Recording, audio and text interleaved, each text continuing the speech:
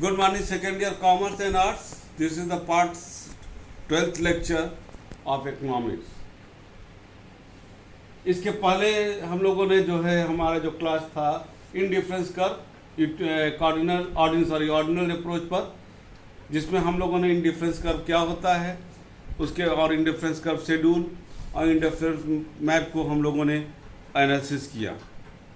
यहाँ पर जब हम उस लेक्चर में बोल रहे थे जब उस लेक्चर में हम बोल रहे थे तो उसमें मैंने एक बताया था कि इन डिफरेंस जो कर्व बनता है और जो एनालिसिस होता है या शेड्यूल होता है, कुछ भी कर लीजिए, अलग अलग तरीके पर उसका नाम यूज करते हैं, वो मूलतः डिपेंड करता है बजट लाइन। तो आज जो हम एक पहला स्टार्ट करेंगे वो स्टार्ट करेंगे what is the budget line. ठीक है, आप लोगों ने पढ़ा भी होगा, जो हमने पीडीएफ भेजा था उसमें ये सब चीजें हैं।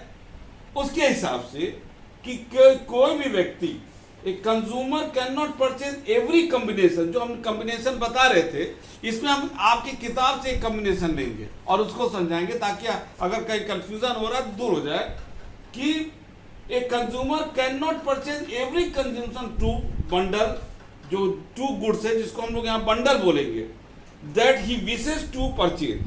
It is because the two reason. पहला, he has fixed income of money income to spend. उसके पास फिक्स्ड इनकम है, उससे ज़्यादा वो खर्चा नहीं कर सकता।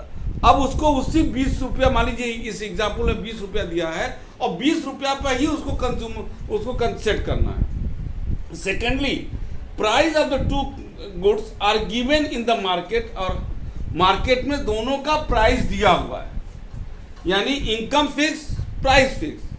दे also pose limitation on his purchase, thus the bundle that the consumer can actually purchase depend upon the his income, money income and the price of the two goods. ठीक है ना, इसको अपना डिटेल वहां पर देखिएगा। इसके आपके ही इस किताब के एग्जाम्पल के हिसाब से हम इसको लेते हैं कि कंज्यूमर का जो इनकम है, हम इसी किताब को ही ले रहे हैं ताकि आपको बेटर समझ में आ जाए। कंज्यूमर इनकम 20 रुपया और प्राइस ऑफ एक्स गुड जिसको 1 दिया गया है वो आपका ₹4 है और वाई गुड्स है ₹2। चलिए, इसमें बहुत बड़ा चार्ट दिया, उसको देखते रहिएगा। इस चार्ट के हिसाब से मान लीजिए आपने डिसाइड किया कि हम 5x लेंगे, तो 5x का मतलब है कि 5 के 20, यानी आप y तो लोगे नहीं, नो y है ना। उससे आपने सेट किया कि हम 4x लेंगे, तो 4x का मतलब होता है, अगर हम 4x की बात करें तो यह हो जाता है 4 मल्टीप्लाई बाई 4, यानी कि ये 16 हो गया, और प्लस आपका तब आपके पास 4 रुपया बच रहा है, तो आप 2 मल्टीप्लाई y को 2 ले लेंगे, यानी कि हो गया 4, अब 20 का कॉम्बिनेशन बन गया। इस तरीके से आप पूरा जो चार्ट देखोगे ये वो निकल करके आता है कि आप जो है किस तरीके से आपका 20 रुपया के इनकम में आप कौन सा, इसमें पूरा लंबा चौड़ा दिया है कि किस तरीके से आप उसको सेट करते हो। ठीक है ना, इसको आप पढ़िएगा, कोई दिक्कत नहीं आएगा। अगर हमारे इस एग्जाम्पल को आप समझ रहे हो, कोई भी चीज कर सकते हो आप। इसी थोड़ा सा एक एग्जाम्पल और ले लो आप। अगर हम डिसाइड करते हैं कि हम 3x लेंगे, तो 3x का मतलब होता है 3 मल्टीप्लाई बाई 4, तो इज इक्वल टू 12x हो गया। और अगर हम y पर आते हैं तो आपके पास 8 रुपया बच रहा है, तो इसका मतलब हम ये 4 ले सकते हैं, तो 4 multiply by 2 that is the 8, 20 आ गया। तो कोई भी कॉम्बिनेशन बेटा आप ले सकते हो। ये है कि आपका ये जो है फिक्स है इनकम, और यहां पर price of the commodity X fix, Y का भी 2 रुपया फिक्स, दोनों ये फिक्स हो जाता है। ठीक है ना, तो यहां पर कहा जाता है बजट लाइन जो होता है represent the different combination of two goods या टू बंडल, यहां पर बोलेंगे that the consumer can purchase by spending all his money income given the price of the goods। अब हम अगर इसको एक आपके क्या करते हैं, इसको एक ग्राफ बनाते हैं और उस ग्राफ को देखना ध्यान से। इसको मिटा देते हैं।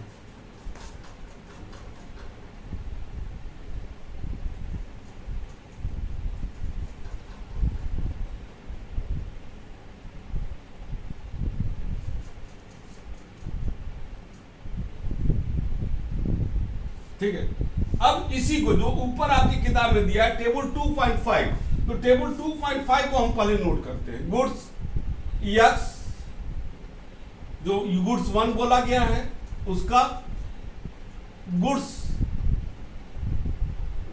2 वाई हम लिख लेते हैं, इसका कॉम्बिनेशन। ठीक है, टोटल एक्सपेंडिचर पहले 0 10, 1 8, 2 6, 3 4, 4 2, 5 0। ठीक है, चलिए 0 है तो देखो यहां पर x 0, कोई 4 कोई 0 हो जाएगा, और यहां पर हो जाएगा 10, ये है तो 10 2 20। अब यहां आ जाइए 1 मल्टीप्लाई 4 प्लस 8 मल्टीप्लाई बाई 2, तो ये 16 4 20। फिर यहां पर आ जाइए आपका ये आप यहां पर आ जाएगा 2 मल्टीप्लाई बाई 4 8 हो जाएगा, तो 8 हो गया। फिर 12 बच रहा है, ये 6 कॉम्बिनेशन है, 6 मल्टीप्लाई बाई 2 20। फिर यहां पर आ जाइए 3 मल्टीप्लाई बाई 4 12। अब देखिए घटता जा रहा है, और इसी को रेट ऑफ सब्स्टिट्यूशन भी बोलते हैं। ये हो गया आपका 4 मल्टीप्लाई बाई 2, 4 3 12 और 8 20। यहां पर आ जाइए 4 मल्टीप्लाई बाई 16 प्लस 2 2 गुणे 2 20। यहां पर आ जाइए 5 गुणे 4 प्लस 0 मल्टीप्लाई बाई 2 20। ये आपका बना। अगर हम इसको ग्राफ के रूप में लें, ठीक है, तो यहां पर गुड्स 2 और यहां आ गया गुड्स 1। ठीक है, थोड़ा सा तो O X और Y, तो पहले गुड्स 1 का ले ले हम, 2 2 4 6 8 10, 2 4 6 8 और 10। यहां पर आ जाइए आपका 1 2 3 4 5, 1 2 3 4 और ये 5। अब आइए ग्राफ बनाते हैं। ग्राफ हम बनाते हैं, आपका क्या है 10, y हम 10 ले रहे हैं, तो जब y 10 ले रहे हैं तो आपका x गुड्स 1 हो जाएगा, जो आपका 0 है ना, गुड्स 1 0। तो हमारा ग्राफ यहां पर आ गया एक, यहां पर दूसरा कॉम्बिनेशन है आपका गुड्स 1 हम 1 ले रहे हैं, तो गुड्स 2 8 हो जा रहा है। ए यहां पर ये पहला कॉम्बिनेशन हो गया, जिसको अगर हम लोग कर ले ए यहां पर कर लिख भी देते A B C D E F, तो ये ए हो गया, ये बी हो गया। बी में क्या था, आप गुड्स 2 को आप 8 ले रहे हो और गुड्स 1 को 8। सी में आइए, सी में आप 2 ले रहे हो गुड्स 1 को यहां पर, और इसको ले रहे हो 6, ए यहां पर हो गया सी। फिर डी पर आइए, डी पर 3 और 4 है, 3 और 4, ये डी हो गया। और आपका ई पर आइए, 4 और 2, 4 और 2। फिर 5 और 0, ये 5 और 0 यहां पर आ गया। अगर हम लोग इसको निकालते हैं, ये this is the budget line.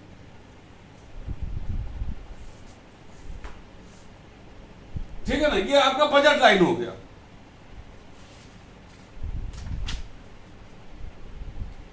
अब अगर फीचर की बात करें बजट लाइन का, the shape of the budget line depend upon the consumer income and the price of the two goods.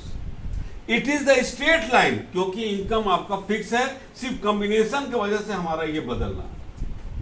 तीसरा है तो हॉरिजॉन्टल, ठीक है ना, it slope downward from left to right, it is negatively sloped line, and fifth is the slope of the budget line is equal to the price ratio of two goods. मैंने बोला भी income is fixed and the price is also fixed, ठीक है ना। तो यहां पर हो गया। अब हम लोग जो आगे एनालिसिस करेंगे कि जैसे एक पॉइंट इसमें दिया है आपका, point below the budget line, point on the budget line, इसमें एक बना रहा है इसको आपको। अब हम ये ABCD मिला दें ताकि हम इस ग्राफ को थोड़ा सा और अध्ययन कर लेंगे।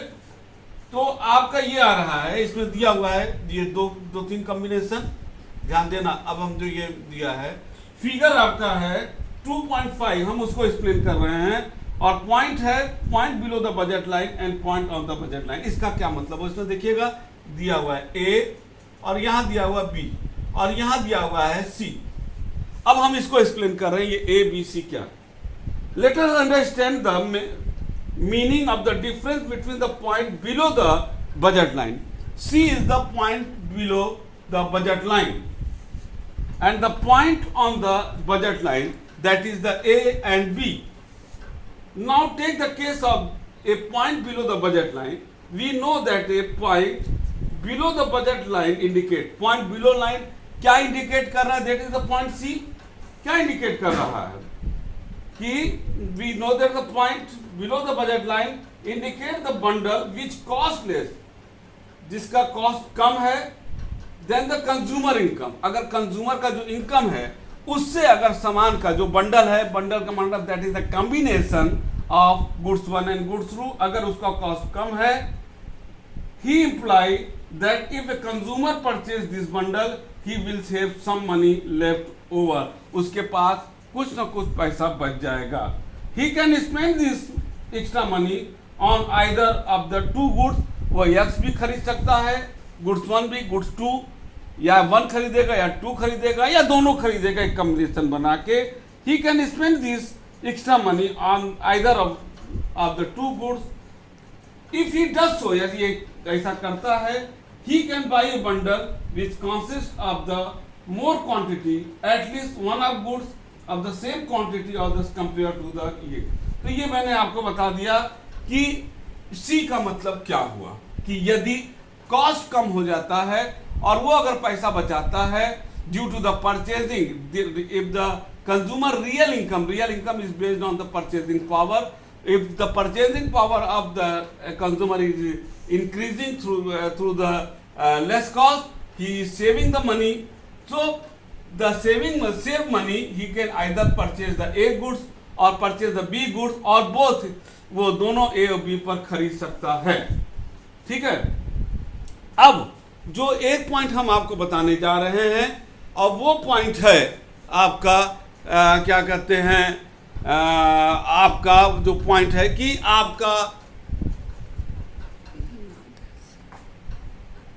अगर चेंज होता है क्या होगा, अगर ये चेंज होता है तो क्या होगा।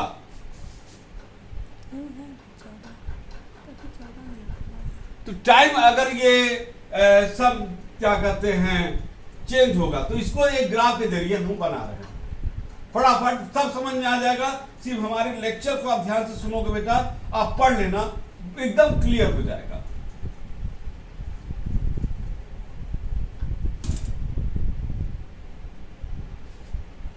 ठीक है, तो देखिए फिर से हम एक बनाते हैं, इसी पर हम सबको लेके चलेंगे। ठीक है, ये आपका बजट लाइन है,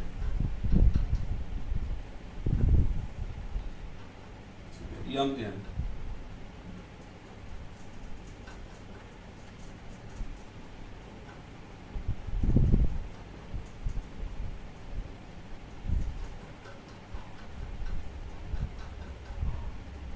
अब किसी का इनकम इंक्रीज कर जाए, इनकम इंक्रीज दो तरीके से करता है। एक मॉनेटरी इनकम, आप 10,000 महीना पा रहे थे, अब 11,000 हो गया, और दूसरा इनकम रियल इनकम होता है कि अगर सामान का दाम घट जाए, तो जब सामान का दाम घट जाता है तो आप जो 10,000 का सामान था वो आपको 9,000 में मिलेगा, तो this is the increase in the real income.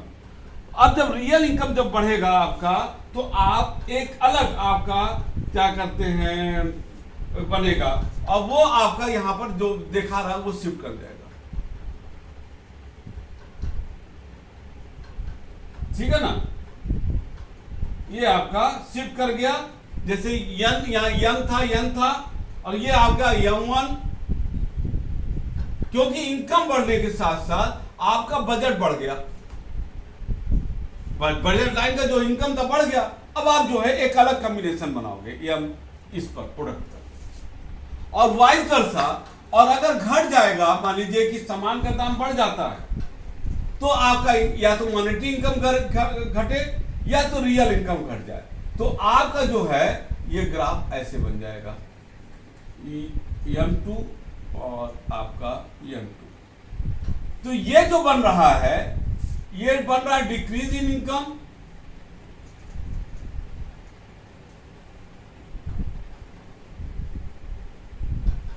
और ये जो बन रहा है इंक्रीज इन इनकम, यानी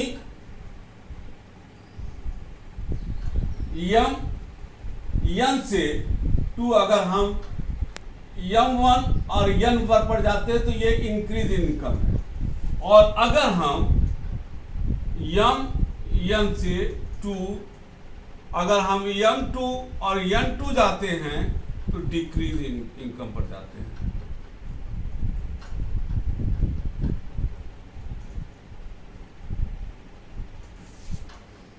ठीक है, तो ये आपको जो इसमें 2 ग्राफ दिया, मैंने इसको यहां पर ऐसे बता दिया। ठीक, अब ये आपको समझ में आ गया होगा। अब हम एक चीज और यहां पर चलते हैं, ये तो क्लियर हो गया आपका। अब अगर हम चलते हैं यहां पर एक पॉइंट लेकर के, थोड़ा सा इसको फिर मिटा दें आपको।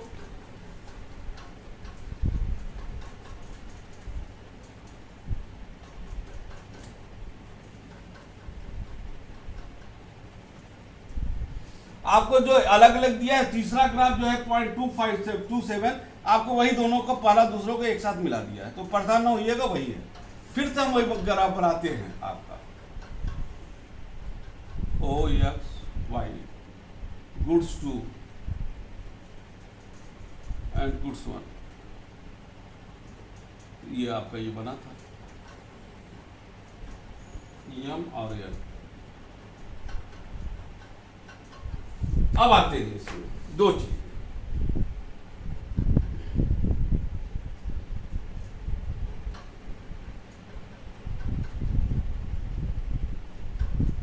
बोल रहा है what happened to the budget line when the consumer income and the price of goods 2। यदि price of the goods 2 remain unchanged and the price of the goods 1 change, माने गुड्स 1 का प्राइस चेंज हो गया, fall, then the absolute value of slope of the budget line decrease, and the budget line become flatter on the x-axis.